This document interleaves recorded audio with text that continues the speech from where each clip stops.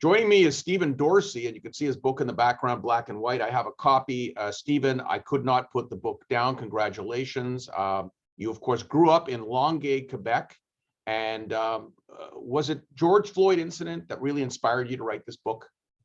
Well, it was part of it. I think, my brother Chris and I, who's a year older, we've been talking about our unusual, incredible story of youth and experience with individual and systemic racism. So our story, we've been talking about it, when we joked we should write a book one day. And then, of course, I've been, watching all the efforts of the activists with Black Lives Matter and others who have been fighting against systemic racism for years.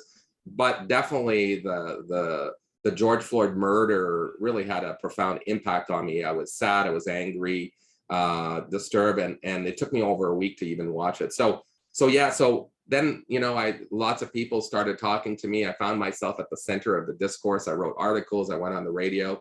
And finally, and of course, I've 30 years experience as a communications expert and writer. And so all these things kind of converged, and I went, maybe this is the time. And as I shared with you earlier, the story about finding an agent, and everything just came together. And I thought, this is the time where I can play a unique role from my perspective, being Black and white and French and English and Easterner and Westerner. And that's what I did.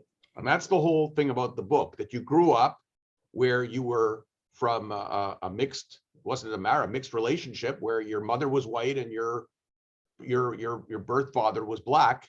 And that at that time in your life, it made things very difficult. Well, exactly. My biological father really was never in the picture. He was gone before I was born, but my mother remarried my stepfather, a white man from Belgium, and we all moved into a home in Longueuil in the South Shore there, and basically he turned out to be a racist. So that was our experience till we part of our life we were, I was little Stephen playing with my friends and stuff, and it was really other people that reminded me I was Black, and also my stepfather. And then of course we moved to Victoria, and a year after, when I was 14, and my mom and my stepfather abandoned my brother Chris and I. So that's when we kind of started. That was very destabilizing, and that's when we started realizing as teenagers that we were Black, and people saw us that way, and what did it mean to us, and trying to understand what being Black meant and what it meant to others. And really, that's the path, the journey that's written in my book, and I share with the readers.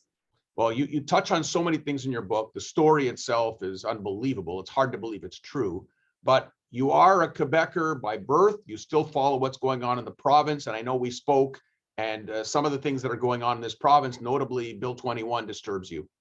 Absolutely. I mean, it's as I say to many people, you can't be more equal than others in a country like Canada, where equality rights are at the forefront of our Constitution and Charter of Rights. So any discriminatory laws, it's really Bill 21 is a law in search of a problem.